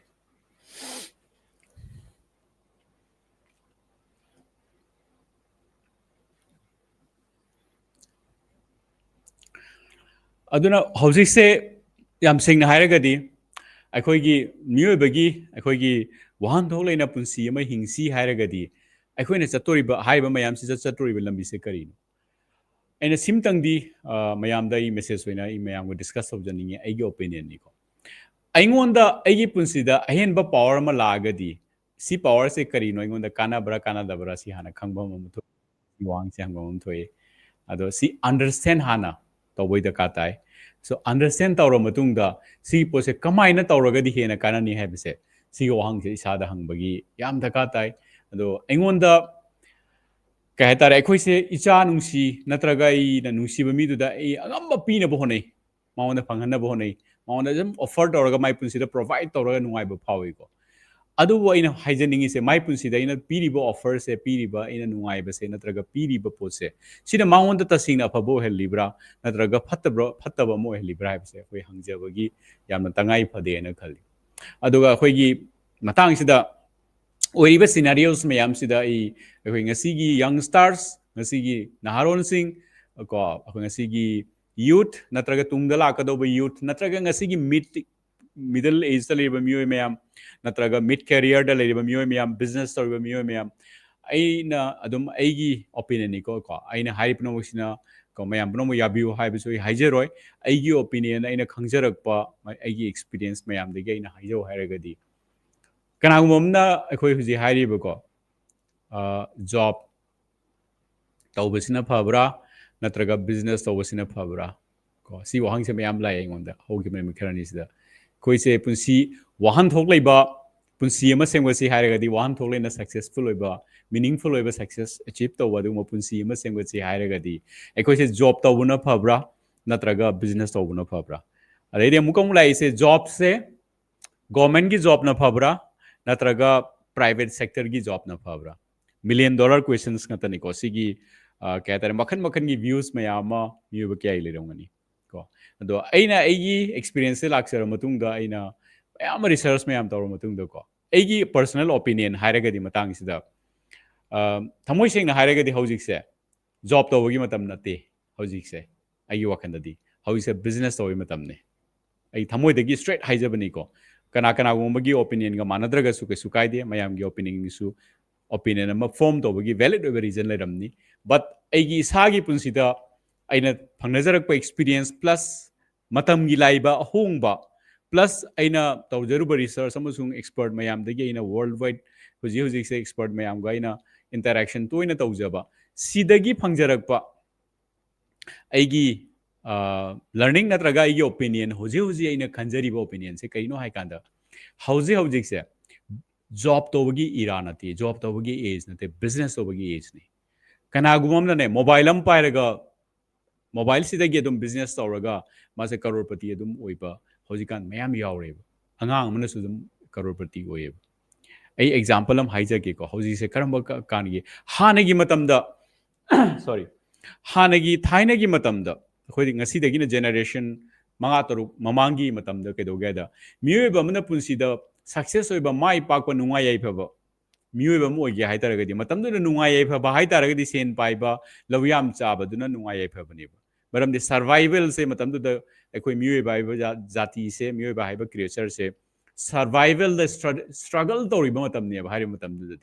ꯃꯇꯝꯗꯨꯗꯗꯤ ꯑꯩ ꯆꯥꯅ ꯊꯛꯅꯕ ꯆꯥꯕ ꯋꯥꯠꯇ꯭ꯔꯒꯗꯤ ꯅꯨꯡꯉꯥꯏꯕꯅꯦ ꯂꯧꯅꯩ ꯑꯗꯨꯗꯒꯤ ꯈꯔ ꯍꯦꯟꯅ ꯂꯩꯔꯒꯗꯤ ꯖꯃꯤꯟꯗꯥꯔ ꯀ ꯍꯥꯏꯕꯗꯣ ꯌꯥꯝ ꯅꯨꯡꯉꯥꯏꯕ ꯄꯨꯟꯁꯤꯅꯦꯅ ꯂꯧꯅꯩꯌꯦꯕ ꯃꯇꯝꯗꯨꯗ ꯀꯅꯥꯒꯨꯝꯕ ꯑꯃꯅ ꯆꯔꯥ ꯍꯦꯜꯂꯒ ꯅꯣꯡꯃꯒꯤ ꯇꯥꯟꯖꯔꯒ ꯁꯨꯖꯔꯒ ꯆꯥꯖꯔꯒ ꯍꯤꯡꯖꯕ ꯃꯤꯑꯣꯏꯒꯤ ꯑꯗꯨꯒꯨꯝꯕ ꯀꯦꯇꯥꯒꯣꯔꯤ ꯑꯃꯗꯒꯤ ꯅꯣꯡꯃꯒꯤ ꯁꯨꯔꯒ ꯆꯥꯕ ꯁꯨꯗ꯭ꯔꯒꯅ ꯆꯔꯥ ꯍꯦꯟꯕ ꯑꯗꯨꯒꯨꯝꯂꯕ ꯀꯦꯇꯥꯒꯣꯔꯤ ꯑꯃꯗꯒꯤ ꯅꯨꯡꯉꯥꯏ ꯌꯥꯏꯐꯕ ꯆꯥꯕ ꯊꯛꯄ ꯋꯥꯠꯇꯕ ꯑꯩꯅ ꯅꯤꯡꯖꯕꯗꯣ ꯂꯩꯔꯒ ꯏꯁꯥꯅ ꯑꯦꯟꯖꯣꯏ ꯇꯧꯕꯒꯤ ꯑꯗꯨꯒꯨꯝꯕꯒꯤ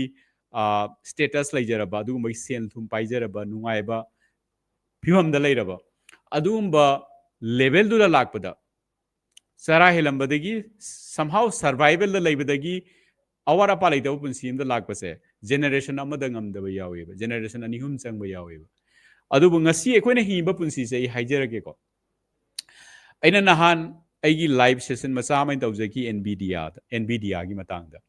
NVIDIA ꯍꯥꯏꯕ ꯀꯝꯄꯅꯤꯁꯦ ꯍꯧꯖꯤꯛꯁꯦ ꯑꯩꯈꯣꯏꯒꯤ ꯇꯦꯛꯅꯣꯂꯣꯖꯤꯀꯦꯜ ꯀꯝꯄꯅꯤꯅꯤ ꯆꯤꯞꯁ ꯄ꯭ꯔꯣꯗ꯭ꯌꯨꯁꯤꯡ ꯀꯝꯄꯅꯤ ꯃꯥꯅ ꯑꯦꯞ ꯃꯈꯟꯒꯤ AI ꯀꯣ ꯃꯌꯥꯝ ꯑꯃ ꯑꯩꯈꯣꯏꯒꯤ ꯀꯩ ꯍꯥꯏꯇꯥꯔꯦ ꯁꯔꯚꯤꯁꯦꯁ ꯃꯌꯥꯝ ꯑꯃ ꯑꯅꯧꯕ ꯏꯅꯣꯚꯦꯁꯟ ꯃꯌꯥꯝ ꯑꯃ ꯄꯨꯔꯛꯄꯗ ꯍꯥꯏꯔꯤꯕ ꯀꯝꯄꯅꯤꯁꯤꯅ ꯆꯞ ꯆꯥꯅ ꯑꯗꯨꯒꯤ ꯀꯩ ꯍꯥꯏꯇꯥꯔꯦ ꯔꯣꯜ ꯂꯧꯔꯤꯕ ꯑꯗꯨꯒꯨꯝꯕ ꯃꯈꯜꯒꯤ ꯀꯝꯄꯅꯤ ꯑꯃꯅꯦꯕ NVIDIA ꯍꯥꯏꯁꯦ ꯀꯣ NVIDIA ꯍꯥꯏꯕ ꯀꯝꯄꯅꯤꯁꯦ 1993 ꯗ ꯐꯣꯔꯝ ꯇꯧꯈꯤꯕ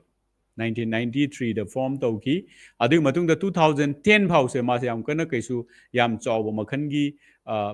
ꯀꯩꯅꯣ ꯀꯩ ꯍꯥꯏꯇꯥꯔꯦ ꯒ꯭ꯔꯣꯠ ꯑꯣꯏꯔꯛꯄ ꯉꯝꯗꯦ 2010 ꯐꯥꯎ 1993 ꯗꯒꯤꯅ 2010 ꯐꯥꯎꯁꯦ somehow ꯃꯥꯁꯦ ꯑꯗꯨꯝ ꯒ꯭ꯔꯦꯖꯨꯋꯦꯜ ꯒ꯭ꯔꯣꯠꯇ ꯂꯥꯛꯏ 2010 ꯒꯤ ꯃꯇꯨꯡꯗ ꯃꯥꯁꯦ ꯚꯤꯗꯤꯑꯣ ꯒꯦꯃꯤꯡ ꯑꯃ application ꯃꯌꯥꯝ ꯑꯃ ꯑꯗꯨꯗ ꯃꯥ engage ꯇꯧꯔꯒ ꯂꯩꯔꯛꯏ ꯑꯗꯩꯗꯤ ꯃꯥ chips ꯀꯩꯅꯣ ꯇꯧꯕ manufacturing ꯇꯧꯕ ꯑꯗꯨꯃꯥꯏꯅ ꯇꯧꯔꯛꯏ ꯑꯗꯩꯗꯤ AIꯒꯤ ꯂꯝꯕꯤꯁꯤꯗ ꯔꯤꯁꯔꯁ ꯃꯌꯥꯝ ꯇꯧꯔꯒ ꯑꯅꯧ ꯑꯅꯧꯕ ꯏꯟꯚꯦꯟꯁꯟ ꯏꯅꯣꯚꯦꯁꯟ ꯃꯌꯥꯝ ꯑꯃ ꯇꯧꯏꯀꯣ ꯑꯗꯣ ꯃꯔꯨꯑꯣꯏꯅ ꯃꯥꯁꯦ ꯑꯥꯐꯇꯔ 2015 16 2016 17 ꯗꯒꯤ ꯃꯥꯁꯦ ꯍꯥꯏꯒꯠꯄ ꯍꯧꯔꯛꯄꯅꯦꯕ ꯉꯁꯤ ꯍꯥꯏꯔꯤꯕ ꯀꯝꯄꯅꯤꯁꯦ ꯄ꯭ꯔꯤꯊꯤꯕꯤꯒꯤ ꯈ꯭ꯋꯥꯏꯗꯒꯤ ꯆꯥꯎꯕ ꯑꯦꯅꯤ ꯁꯦꯛꯇꯔꯗ ꯑꯦꯅꯤ ꯐꯤꯜꯗ ꯈ꯭ꯋꯥꯏꯗꯒꯤ ꯆꯥꯎꯕ ꯀꯝꯄꯅꯤ ꯑꯗꯨ ꯑꯣꯏꯔꯦꯕ NVIDIA ꯍꯥꯏꯁꯦ 1993 ꯗ ꯐꯣꯔꯝ ꯇꯧꯈꯤꯕ ꯀꯝꯄꯅꯤꯁꯦ ꯍꯧꯖꯤꯛ ꯐꯥꯎꯗ ꯆꯍꯤ ꯀꯌꯥ ꯁꯨꯔꯦ around 30 years mu suraba 32 years mu sura mane ko adu mana maruoina magi level wangkhalakpadi 2010 gi matungdani ado haiba company jo prithvi gi khwaidi chawba company haidu oireba company sigi volume se makoina declare to matungna 5 trillion dollars ki business oireba 5 trillion dollars ase just perspective khangmina bagi damakta I haije taragadi India as a country ko India is one of the major company ni world ki fourth largest company ni sorry country ni ko ado India is a world ki fourth largest country ni ma se कहता रहे for third oigrabra ko ado India haiba country sigi total GDP se around 4 trillion dollars just cross to kiba kuidri India haiba country sidagi India gi GDP sidagi haiba company sin chawe heleba ahoi magi kahta re magi valuation jengadi so NVIDIA haiba adugumba company prithvi da khwaide chawa company se ngasi den sahi kun kun manga mamang da kunthra mamang da seme aro di sahi kun kunthra gi manung da 0 dagi 5 trillion bo seme chawkhat pa yaiba asi possible oire ba jikti ado kanagumba miyoiba mana sorry kanaaba individual amada mu hairasi haisina company gi wari ni ko individual amada mu hai taragadi kanagumamna akoigi death ta leramba mi sen putharaga bankrupt na leramba mi da prithvi gi khwaidi number 1 ina kun mi akoigi Elon Musk ko Elon Musk se madugi right example ni adung bi level da purak persisu adum jai ba sahi kun kun mangai manungda loina uithok pa yai ado akoina pamesidi Elon Musk kumba mi oidrasu yai koidi some level of financial freedom adu phangbudu ne ba koina tanari se ko adu redi Wahanthok Leba Punsi ma hinge haiba yai aduna ina huji haijeri se kanagumamna isagi gun sijinaraga isada pithok pirakpa adugumba passion natraga igi talent to sijinaraga financial freedom achieve to bose ngasi gi time panda aina lambi achumba lambi du sakitari process to follow to radi yam line possible oi simadi haijege ba ai opinion ni ko se adaidi aina mathang damu haijaningi se job ki matam nate job to urakan dai khoi punsi se aina job tobagi against the chatpadi nate adubu job tagi hena business na phai hai se ngasi gi matam sida business sama horaga punsi da financial freedom achieve toba punsi da ina ningjaba mong da punsi with freedom independently punsi hingbada business ne hena igunda opportunity pi ba hele hojik matam thaina gi matam amada business gi opportunities mayam se leitringe matam da di job na hena kanaba ka hatare adumba option amoirame अरे अमुक मैं job तो लाग सके को job से करम मखल की जॉब ना का नहीं प्राइवेट सेक्टर ना फबरा नत्रगा अखोगी पब्लिक सेक्टर ना फबरा गवर्नमेंट की जॉब ना फबरा सी मतांग तो लाग सके को सॉरी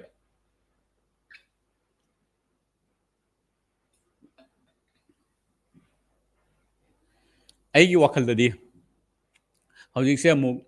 अखोगी public sector की government sector की job ताना बगी मतलब नत्रे न खली हम सेंगना आइगी वाकल निको से straight आई थमोय देगी हाइजे बनी आइगी experience देगी हाइजे बनी sorry थमोय देगी हाइबे नते आइगी experience देगी हाइजे बनी को आइगी logic मैं आम लेरगा सिदे इस आइना खंथा जरगा research सरगा हाइजे बनी हौजिक से government की job की मतलब नते government की ताना की हायरगा दी अखोगी कहता रे IAS कुंबा highest level की दुम बस services तो बंगम्बा अखोई सोसाइटी दे इम्पैक्ट तो बंगम्बा गवर्नमेंट दे इम्पैक्ट तो बंगम्बा अदु मखल की हाई लेवल की thaba ama aina tawjakradi khangdre aina maduna miyobegi life mayam impact tawgena adu natabida eigi survival gi damakta aina normal oiba ko adum khara average oiba khara hanthaba makhan gi job ama ko adum ma taw udi ain khan bada private sector ra changaga afaba company amada business tamba yaba leadership tamba yaba professionalism tamba yaba skills tamba yaba isagi personality develop tawba yaba aigi network mayam semdokpa yaba miyoiba kaya unaba yaba mafam kaya chatpa yaba mafam mayam gi matangda ina idea tamba yaba business tamba yaba management tamba yaba leadership tamba yaba adumba company amada aikoise first 3 to 5 years thamoi changna puning changna tam thabak tawraga adurigi haiba learnings mayam da phajana encapsulate tawraga ina isanjaraga isa manung da ingrain tawraga dna da hapchalaga thoraga ko is madura leileina aina thorak dringa da aigi tolop tu business macha ama side business ama aina job tu da leileina corporate leileina ina haiba skills mayam sa loin tam sinjaraga haise ai tungi business hamuk torok ni ko ai haise business torop kan da ngon da struggle tawdana ba aina business sama phajana successfully tawbada darkar tari ba dum loba makhan punamak ki skill mayam do aina haiba corporate am da job toringi matam se loin tam horaga adudagi thoraga ai business hoba in fact ai sima so haijage thorak tring ina business hoba yai ꯑꯩꯈꯣꯏꯒꯤ ꯏꯟꯇꯔꯅꯦꯠꯀꯤ ꯊ꯭ꯔꯨꯗ side business ꯃꯆꯥ ꯃꯇꯝ ꯇꯝ ꯇꯛ ꯍꯧꯒꯠꯂꯛꯑꯒ ꯑꯩꯒꯤ side ꯕꯤꯖꯤꯅꯦꯁꯇꯨꯅ ꯄꯤꯔꯤꯕ ꯏꯟꯀꯝꯗꯨꯅ ꯑꯩꯒꯤ ꯐꯪꯖꯔꯤꯕ ꯇꯣꯂꯣꯞꯇꯨꯒꯤ level ꯌꯧꯔꯛꯄ ꯃꯇꯝꯗ ꯅꯠꯇ꯭ꯔꯒ ꯑꯗꯨꯗꯒꯤ ꯁꯔꯄꯥꯁ ꯇꯧꯔꯛꯄ ꯃꯇꯝꯗꯣ ꯑꯗꯨꯒꯤ ꯃꯇꯝꯗꯨꯗ ꯇ꯭ꯔꯥꯟꯖꯤꯁꯟ ꯇꯧꯔꯒ ꯖꯣꯕꯇꯨꯗꯩ ꯊꯣꯔꯒ ꯑꯩꯒꯤ ꯆꯞ ꯆꯥꯅ ꯑꯩꯒꯤ ꯕꯤꯖꯤꯅꯦꯁꯇ ꯃꯥꯏ ꯑꯣꯟꯁꯤꯜꯂꯒ ꯑꯩ ꯕꯤꯖꯤꯅꯦꯁꯇ ꯁ꯭ꯀꯦꯜ ꯇꯧꯔꯒ ꯑꯩ ꯕꯤꯖꯤꯅꯦꯁꯇꯨꯒꯤ ꯃꯇꯨꯡ ꯏꯟꯅ ꯑꯗꯨꯒꯤ ꯃꯇꯦꯡ ꯂꯧꯔꯒ ꯃꯤꯑꯣꯏꯕ ꯀꯌꯥꯒꯤ ꯄꯨꯟꯁꯤꯗ ꯏꯝꯄꯦꯛ ꯇꯧꯕ ꯑꯗꯩꯗꯤ ꯑꯩꯒꯤ ꯄꯨꯟꯁꯤ with ꯐ꯭रीडम independently hingba yaba in my own way hingba yaba tayang pande impact tawba yaba do aigi skill talent do sijinaraga ko asidane aina passion to prosperity harise aina tawjari se aina mayam da share tawjari ba any knowledge mayam sigi line da loi lakchagani ado aina professionally aina coaching pijari ba aigi client sing da sigi process ni kanagumamna zero dagi financial freedom hobo chatke hai taragadi sigi line sida पैसादसु फिनांससु freedom फंगबा थमोगी नुंगाइबा थमोगी अपेन बसिसु फंगमंगबा वाहनथोक लेबा पुंसी म हिंगबा याबा सिगी लाइन सिदा चटपगी सिनिको आइना पैशन टू प्रोस्पेरिटी की जर्नी अमा आइना हंजना हंजना आइना पंजरी से आइना कोचिंग का पिजरी से सि लाइन दनी अदना आइना हुजी हाइजरी से अदु माइना लागा शिफ्ट तौरागा इसागी बिजनेस अमा एस्टैब्लिश तौरागा पुंसी नुंगाइना हिंगबा ताइंग पादे इम्पैक्ट तौबा मियोबगी ह्यूमैनिटी दे इम्पैक्ट तौरम्बा को हिंगिंगेदा नुंगाइना हिंगबा अइना सिग्रसु अइगी सर्विस तुना मियोबा क्यागी पुंसीदा कानाबा ओहेलम्बा अइना लिगेसी अमा अइना थममगा अइ पुंसीदो थममगा नेक्स्ट लेवल दा चखिबा नेक्स्ट पुंसी इमदा चखिबा सिसिनी अइना मरुइना सजेस्ट तौरिसे कनागुबा ngasiगी मियोबा अमना पुंसीदा वाहनथोक लेना सक्सेस ओइबा पुंसी अमा हिंबिगे हारगदी करम्बा लंबिना फनी हारिसे ओके ngasiगी aina share tawjari se ai kokta dum laksaba ngasi se share tawjage na dum khanjaba point khara aikhogi wahan thokleina punsi ma semgatpada wahan thokleina success oiba punsi ma semgatpada kanaba adugum loba point khara aina sida ngasi share tawjabani hariba point sing sigi matang da kari adomgi any views leirasu any comments leirasu adum share to biro ai makha da piriba number sida adum whatsapp to biro pai natraga ina live थाजरीबा Facebook कोई YouTube channel सिंगसिदा दुम comment ओइना पिबिरकसु याय आइ दुम respond तौजरके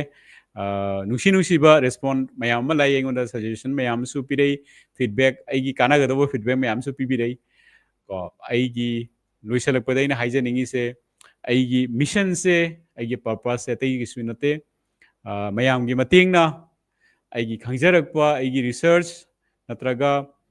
आइगी मेंटरसिंगदगी हुजी हुजी तमसिनजरिबा आइगी जर्नीदगी लखोचरकपा lesson मयाम से आइना शेयर तौजरगा तायंगपांदा सक्सेस ओइबा मियोबा कया हिरम कया दा सक्सेस ओइबा मियोबा कया आइना इंटरैक्ट तौजरगा मखोइदगी तमसिनजरगा प्लेटफॉर्म सिदा वाहनथोक लैबा पुंसी हारिबा प्लेटफॉर्म सिना मैतेरोनी बुक फ्लिक्स लाइफ हारिबा प्लेटफॉर्म सिना खोइगी इंग्लिश तनी हारिबा प्लेटफॉर्म अनि सिदा hariba strategy mayam technique mayam tricks mayam se punsi da kamaina success hoini wahanthok lena success hoiba punsi hari se karino wahanthok leba punsi hari sina karino si punsi kamaina si punsi se koina life te achieve tawgani haiba sing sigi strategy mayam se proven hoiba formula mayam framework mayam do sigi platform sida phangan ba loina loina na ngasigi miron tungda lakadaba miron na mahaki punsi da success journey ama design tawbagi damakta to achieve success by design successful leba punsi ama master plan semgatpaidamakta blueprint ama semgatpaidamakta hairiba lambiduda chatpada any trouble leirasu trouble the resolution tawraga resolve tawraga mu mamang da kamaina chawkhatpa mai punsida vision magi destiny kamaina thungba ngamba magi ningba kamaina thungba ngamba tayangpa na kamaina impact tawramba ngamba aduma punsi ama semgatpada darka taba guidance amasung mentorship to haiba platform sida phanganba haiba gyan mayam sa I gi research tagi su oirakani mayam degi ina huji huji tamsinjariba point topic mayam khoi strategy mayam dei su oigani aduga tabirebe any viewer na pibirakpa any suggestion ama su oigani ko adubu haiba platform sida haiba mayam da available lo helaga makhoi punsida sisina success oibagi macha ka mo henba maramdi ai isagi punsida haiba guidance amasung mentorship se phangakta maram oiraga ai punsida phangjaraktabana maram oiraga ai punsida matam kaya mangkiba aina chaina kaya phangkiba sen mangkiba punsida depression phawba aina naruba sigumba mayam se aina hanjana aina hanba laitena honajaraga ai punsida kayatara progress oina laksaraga ngasi phawba laksaba adubu ngasi gi mirol tungi mirol na aina hujiki lambi sida journey sida lakpada thingnariba chaina kaya aigi awaba kaya natraga amangba kaya mistakes kaya do adu tawdabida shortcut tawraga ko mai punsido thuna mai success obe lambi da chatpa ngamnabai damakta ko haiba platform sida dugi guidance amsung mentorship to makhoi da phanghanba aina phangjarakta ba aina phangpa awaba do makhoi punsida muthoktanaba si khanjaraga aina sige platform se sengwachabani mayamna sida pibiriba support sida mota yamna thagachari yamna nungaiba paw haijaragadi haukiba 60 days tha ani sida miyoiba lising humbutra dagi hena miyoiba singda ina touch tawba ngamjare hariba aigi effort sida aigi ai share tawjariba aigi videos natraga live shows ko different platform mayamda ina tawjariba ehaki channel da migi channel da English ta Manipuri da topa language ta amasung physical line tawjariba conference mayam sigi through the miyoi lising humbutra dagi hena ai hakna touch to bangamjare ko makoi punsida machak amata oirasu kanaba line amata oiragasu makoi punsida participate to bangamjare hai tare sigi damakta mayam puno poi hanana kuramjari thagachari sigumba support sigi damakta aduna hokiba 70 days kini ko thani gini ko haijari se ado loina na tunga lakado matam sida ina pamjari base aina vision hamjari se mayamgi support matenga loina na taibungpan sida leidiba any country da leiba any religion da leiba any mafam da leiba maitei macha punamakta aikoina sida share tawjariba asigumlaba strategy maya kaya se asigumlaba tricks proven formula kaya se makoi da phanghanba makoi punsida nungaibagi natraga success obagi macha ka mo henbada aikoi mayamna mating pangminnaba asi mayamda ina khurumjari mayamda ina request tawjari yaragadi hariba platform sigi information se isana khangna chanaba maitei macha punamakta yaragadi share tawbiyu any mafam da leiba any country da leiba any state da leiba any district da leiba